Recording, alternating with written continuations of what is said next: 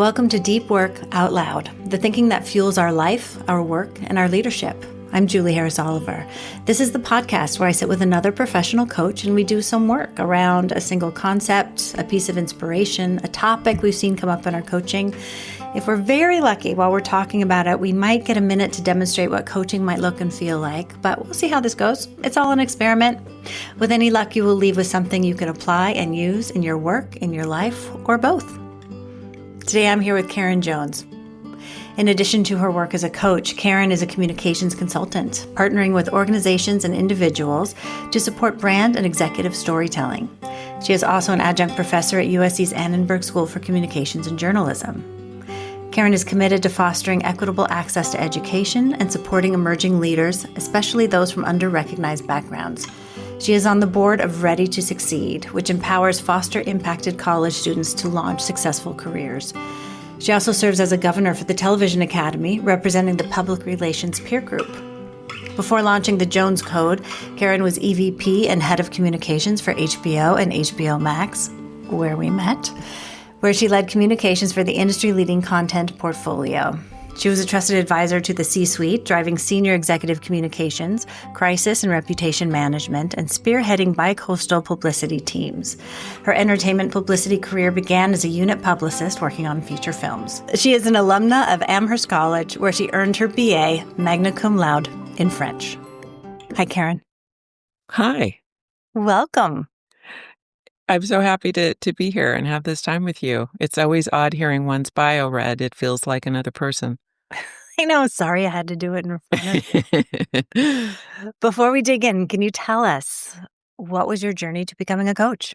So, in a minute or less, when I left my job as a television publicity executive, a role, organization where I've been for 23 years, I entered into the next chapter really without knowing what I was going to do, but I just knew that it had to be something that was going to feel very connected to what were my values then, that obviously had evolved over the many years of my life. Over the course of really 6 months of deeply committed sabbatical, not taking on anything new, just learning, reading, talking to people, having lunches, breakfasts, all these different things, 2 experiences were recommended to me that I ended up pursuing. One was a course in cultivating purpose that was offered by Modern Elder Academy, and that was an online course that was helpful. I also did a course called Life Forward, which is offered by the Hudson Institute of Coaching. So these 2 things happened during that first 6-month period that I really call this liminal phase of not being certain. I didn't know if I was going to go into comms in nonprofit or education, and coaching was a little bit of an inkling. And so how that started to become more clear was thinking about the things that I was going to miss about the job that I had. And it was really around supporting, mentoring, advocating for. We'll come back to that. But the other part of it was knowing that I had been such a problem solver. Problem solving was my superpower. And the more I started to think and learn about coaching was realizing that it's not mentoring. It's not, you're advocating for your client, but not in the same way that I was as a head of team. And you're also not problem solving. So it suddenly became clear that, this is exactly the path for me to bring to bear parts of myself that had always been there and had been a little bit underused, and how to also learn to not be a problem solver and how to lead with much more curiosity. So the more I learned, the more I realized that it was exactly the right path for me to be pursuing. It kind of revealed itself more and more clearly along the way. Beautiful. I relate to that so much. The problem solving, setting that down is, I thought, maybe one of the hardest things. Okay, so what would you like to dig into today?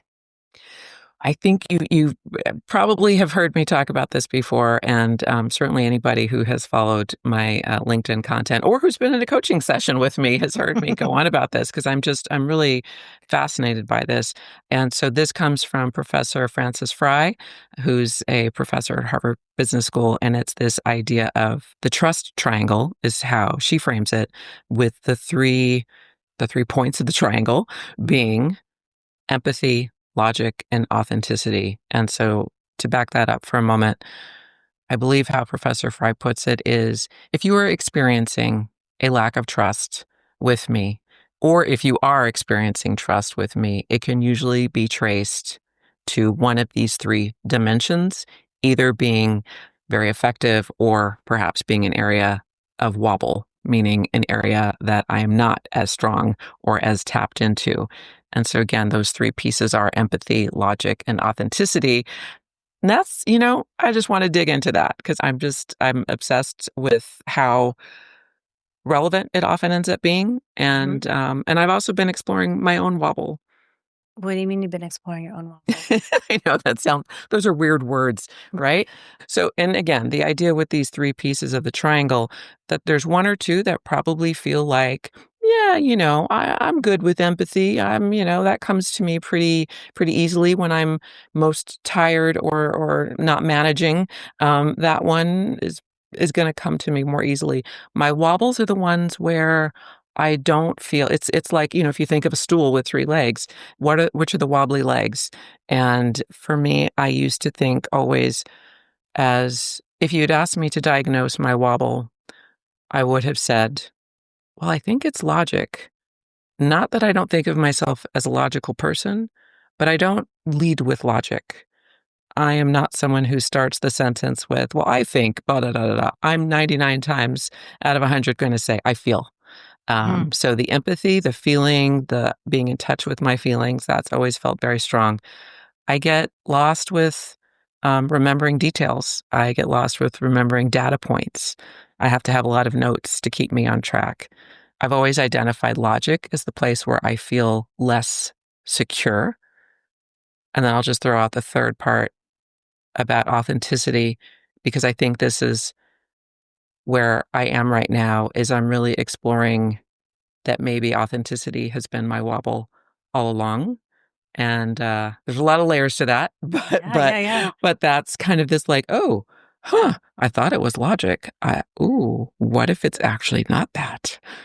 Okay, so much to unpack. And right at this moment, I'm so grateful that I went to Frances's office hours the other day and got a little primer on this. Just to unpack it for people, when we're talking about logic, at its base is, do you know what you're talking about? Yeah. And then authenticity is, I think we all know what authenticity is. And I am with you on those two things. I would diagnose that in myself as well. And we both come from an industry where it's fake it till you make it, and also adjust your presentation to fit into that culture, whatever that means. So then how are you looking at that now? So I'm looking at what you're describing as the wobble of course, those things happen in a high-pressured, high-paced corporate environment where we both were. So how are you looking at that now that you've shifted and you're doing this different career? How are you thinking about those pieces and, like, in terms of authenticity, finding it again? Gosh, lots of thoughts there. Your 30 questions all at once. Yeah, but the one thing I just want to capture was that Hollywood is a business of shapeshifters, and again, like, yes, shout out to True Blood, from the old HBO home. But this idea of fake it till you make it is very much a norm and an expectation of behavior, and so where I'm digging in right now is this idea that the origin story of the facility with which I have always been a shapeshifter, and also cut to now at age 60, and as a coach, if you had to write down on a short list of paper what the chief attributes of a coach that I want to be, Empathy certainly is at the top of the list, compassion, presence, but authenticity. And that doesn't mean transparency. That doesn't mean I'm sharing all of my stories, but it means what you see is what you get. And you don't feel that I'm withholding, or also don't feel that I'm managing too intently what I am letting come through. I don't know if that makes sense, but as a communications executive, so often you are part of your business is built on the relationships that you make, the trusting relationships. If a journalist calls you and asks you about something, you have to be able to deliver the information in a way that protects whomever you're working for, but that also honors the trust that you've built in this relationship. Mm-hmm. And so again, if we go back to the triangle, many relationships with journalists, the empathy isn't necessarily the requirement. Logic, yes, you need to make sense and you need to be able to deliver your information crisply. But the authenticity of, if I don't really know which side of your mouth you're talking from, I'm not going to believe you and I'm not going to come back to you. So I know that was a departure, but so coming back to this idea of, again, the two pieces, really, I think a lot about authenticity now as coaches. I think about the mentor coaches that have really impressed me along the way, the ones that really inspired me initially to say, like, that's what I want to do. That's the person that I want to be. I want to be able to hold space and presence in the way that this person does. And even though I don't need to know everything that's going on in their personal, private life, but I'm feeling that there's not something that's going to be wildly out of sync with what's coming forth. But I also, I nodded to this a bit earlier, like I think about the origin story. I think about, for me, when I talk about authenticity, a lot of it is around what I am learning around neurocomplexity. And I'm really learning a lot and the intersections between going through most of my life with undiagnosed ADHD, kind of going, yeah, I think so, but really not. But I know for myself, the shift in, oh, now I got to do some work and really learn how this shows up in my life and how this has shown up in my life, and rewind and replay the tape of my life through that lens. I started to pick up a lot of nuances around my journey with authenticity. And I feel like I'm saying lots of different things. And so I'd love to hear what's kind of tracking for you. The question I have in my mind as you're saying this is, what might you have done differently in your career, knowing what you know now? Or would you have? A big piece of it is gaining awareness around ADHD. And I say this both through the lens of lived experience, but also through the work that I'm now doing, working with people with ADHD. With that information and awareness starts to develop a shift in the perception from this is how I am to this is how my ADHD shows up. Interesting. Say more. So from it being a part of my identity, and when I say this, I'm thinking probably of some of the qualities that can make life more challenging, meaning, gosh, there are many lists of them, but I'll say for me, one of the big challenges I had, and I mentioned this about the logic, working memory. It means that you may have people for whom working memory is a challenge, may have trouble recalling short-term facts, data, Mm-hmm. remembering the thing that you just told me. So I'm a publicist sitting in on interviews, monitoring for what my executive is saying so that I can give them feedback right after, so that I can correct the record if necessary, if they've misspoken. There's a lot of requirements to be able to track real time what's happening. And those are hard. Those were always hard for me. Mm-hmm. So that's just a small example of something that I always felt like, oh, other people can do that flawlessly. They could come back and say, okay, here's what worked, here's what didn't work. Me, it's like, no, I need to look over my notes. I need to reflect. I need to capture this if I can. I'd love to follow up with you with an email later on if I can, because I want to give you my thoughtful observations versus off the cuff. So that's one example. But instead of, with that example, having thought at the time, Oh, yeah, that's just a real common phenomenon for people who have ADHD. The voice in my head said, "Oh, why can't you do that like XYZ can do that? Oh, why are you such a dope in that area?" Why And aren't I better? it can lead to unkind self-talk. Yeah. And so the question, how would things have played differently? There probably would have been a lot less of that. There probably would have been more just like, yeah, I need tools and I resource my working memory in other ways. And which eventually I did come to own that and just acknowledge I know what my skills are and I know where my challenges are. And so the more you can figure out workarounds and outsourcing these different things. But there were many years of just time management. Just the one, probably time management and procrastination, time blindness. These are often things that are most commonly cited as things that people with ADHD experience. And so that shows up like, I have to be somewhere really important, and I know that it's important, and I care about being on time, and I don't like being late. I feel that it's rude and disrespectful. And yet, here I am. Here I am. What happened? Is then the next thought, oh, yeah, well, time management, time blindness, those are struggles. Those are real. I missed the cue when I should have handled that differently. Eh, that's the beautiful, supportive, aware mind, evolving mind, but the more common mind that I might have thought or said to myself was, what the hell's wrong with you? What the hell's wrong with you? Come on. Oh, the shitty inner voice. The shitty inner voice. The shitty committee. Yes.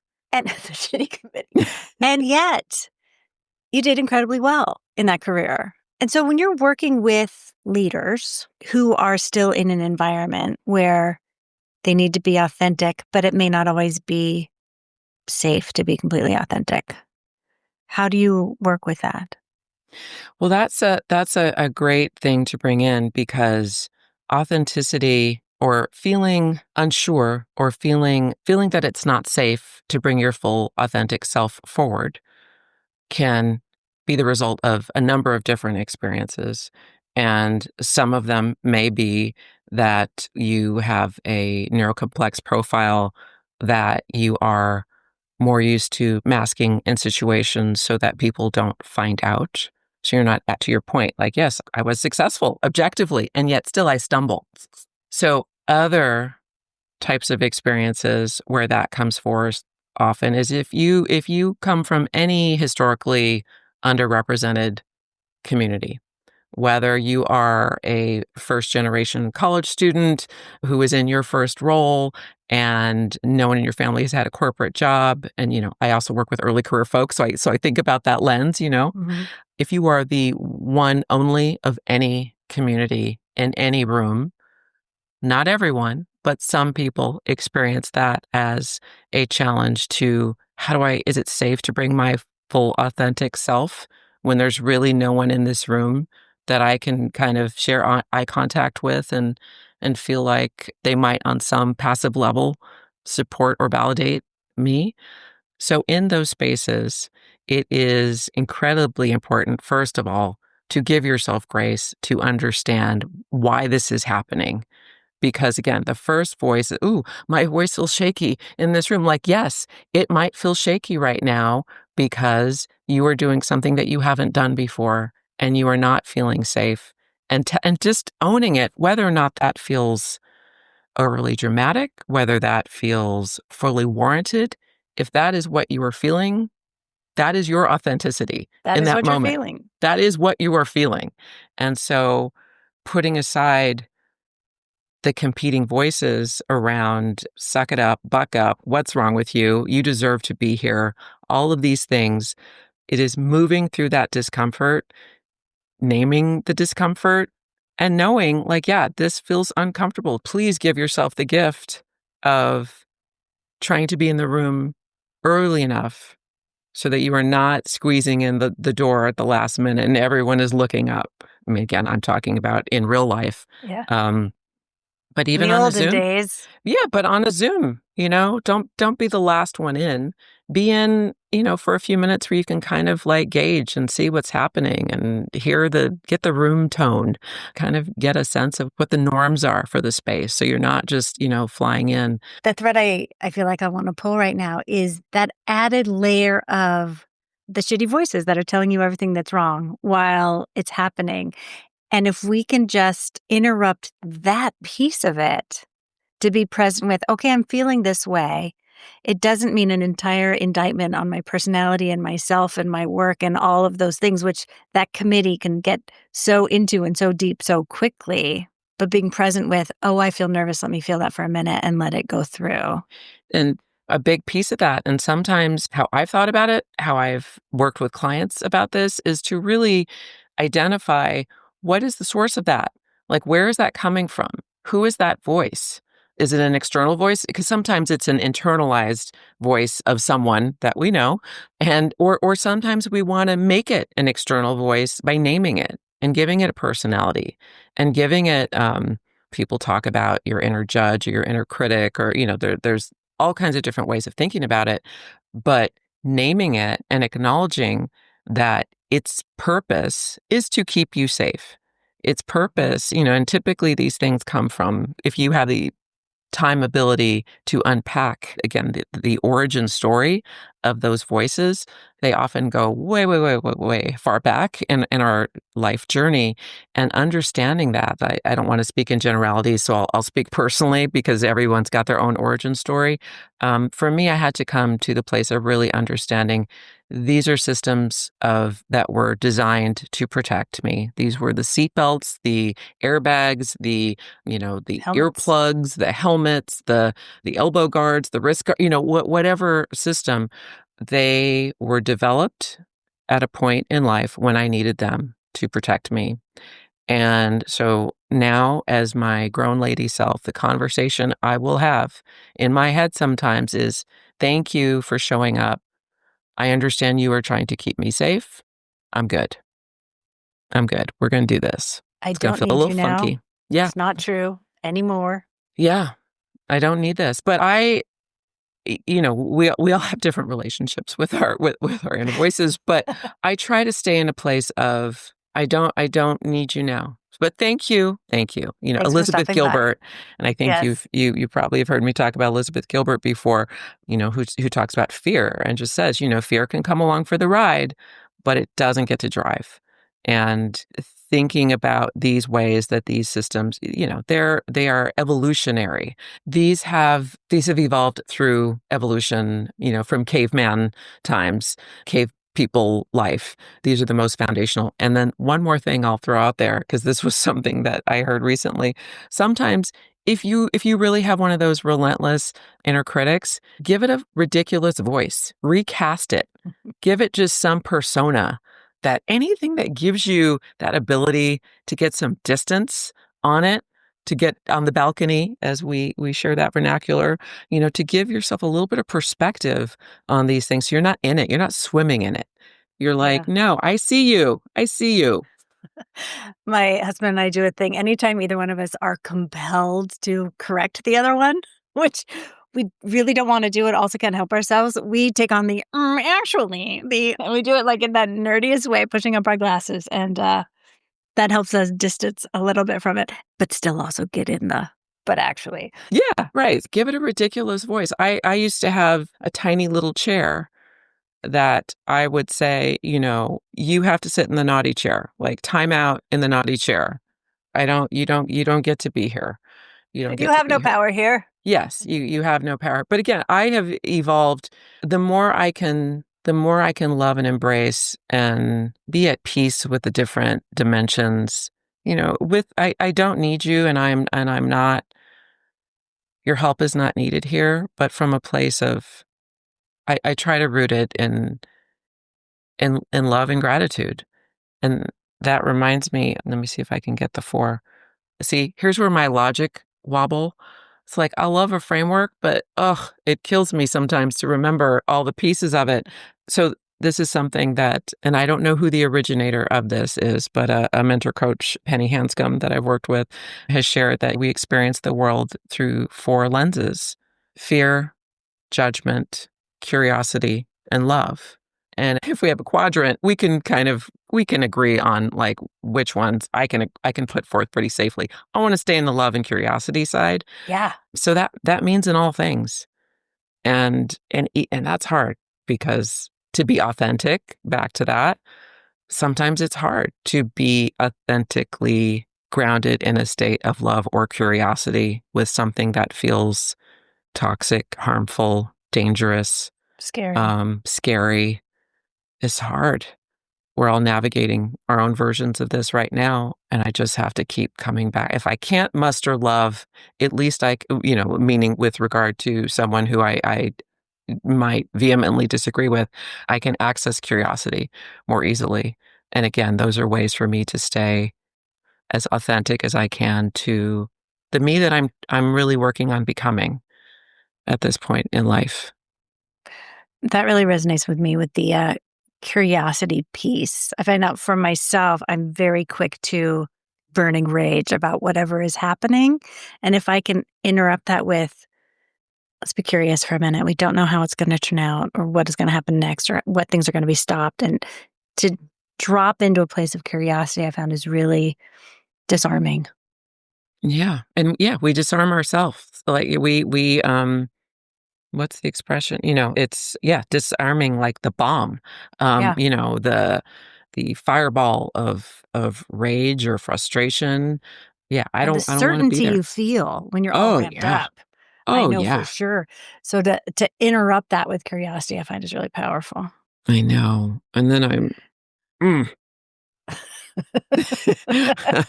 there's no satisfaction in it sometimes initially. It feels, what else could be possible? But again, I say, like, this is certainly not, I'm still very much a work in progress in my You can life tell. and in my coaching. And that's one of the things, to come back for like the capital C coaching, that's one of the things I love about it most is the requirement and expectation that we will continue to evolve ourselves as humans to be able to more effectively hold that space with curiosity and presence. That is, again, back to the first part of the conversation. Like for me to realize, oh, this is the lesson that I need to learn now. This is really the journey that I want to be on right now.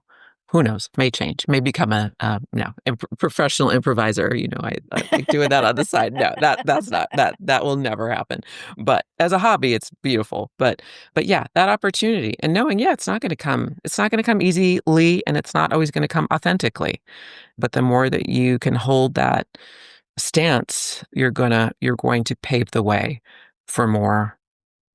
This is something that Frances Frei said. The more you can, as a leader, the more that you as a leader can show up with empathy and, kind of seeing what other people may be experiencing, the more you will pave the way for their authenticity. And this goes back to what I was saying about the experience of not feeling safe. And I can certainly think of too many rooms in which in my own head, I didn't feel, I don't know, safe maybe is a heavy word here. It didn't feel, well, sadly, it's probably, I didn't feel like I belonged. But not that that's easier than safety, but Goes together. yeah, for sure. But yeah, but certainly as I evolved in my leadership, awareness of my ability to show up with as much authenticity and empathy as possible models that for others to show up as authentically as possible. Yes. Let's take a minute and touch on the logic part of it. Because I remember her saying in that webinar that if the moment you keep talking and you don't know what you're talking about, everyone can sense it. And so it's not worth doing because it erodes trust. Yeah. And what came up for me in hearing that, because when I heard it, I said, yes, absolutely. And I know people, I've been in rooms, where you hear that person, you're like, wow, they're just going on. And I'm not sure they know where they're going. But I also, sure that's true. Yeah, I'm not sure that's true. But I also know what it feels like. Again, let's go back to that neurocomplex brain. And specifically, I mean ADHD. I don't want to I don't want to lump, all the different experiences together. The possibility of starting an idea that you then can't land because you have literally forgotten the lead of your own thesis. So the opportunity where I am now, A, have my notes, but B, say, you know what? Let me back up for a moment. I need to start over. I That was headed didn't, somewhere. yeah, I was headed somewhere because But yes, that might jeopardize trust, but I think it's a different version than I literally don't know what with that moment when we all realize that person doesn't know what they're saying anymore. And I'm this word salad. they've lost the plot. Well, I think Yeah. the vulnerability of admitting it goes a long way. And also the added pressure of everyone looking at you, expecting you to have the answer is the added pressure of, oh God, I got to make it sound like I do have the answer here. The point I took away from that was it's much more powerful as a leader to stop and say, what do you think? Mm, Or let's figure it out together. Or I'm going to come back tomorrow with the answer to that question. yes, for sure. And modeling that, as you said, modeling that vulnerability, which, not to introduce a whole other topic here, but, we know is a contributor to creating psychological safety with a team is that ability to say, yeah, I don't know, or I got this wrong, or certainly, what do you think? We haven't heard from, Julie, I see you, you haven't, is there anything that you want to share? Making space for someone who might need more of an invitation to join a conversation. But yes, emphatically, that piece of modeling the vulnerability. But this reminds me of something. So many years ago, I was participating in a women's leadership development program. And part of the prep work for it is we had to interview a senior leader and ask them about leadership practices that they felt were valuable. And so I interviewed someone who at the time was, I don't remember what his title was, but he was a senior, probably executive vice president of a major area of responsibility. And I asked him about, what was something that he thought was really important as a leader. And he said, confident vulnerability, the ability in a room to say what you don't know. He then, and I always remember this, he said, but I'm also saying that knowing that I'm a white man. And for me, and again, this is his voice, for me to tap into that might have a very different experience than it might for someone who is, any number of other things other than that. And I so appreciated what he put forth, because I think at some point I probably earmarked that, like I put a pin in that as kind of a goal. Like I want to know what that is to experience confident vulnerability, because it just seems like a beautiful non sequitur a bit. Well, without having the fear of losing credibility, Yeah. just by virtue of who you are. Yeah. And this was years ago. It's also very much the hallmark of, again, the psychological safety now, which I've alluded to, but and that work would have predated this conversation. So I don't know. So maybe he was tuned into Amy Edmondson early on.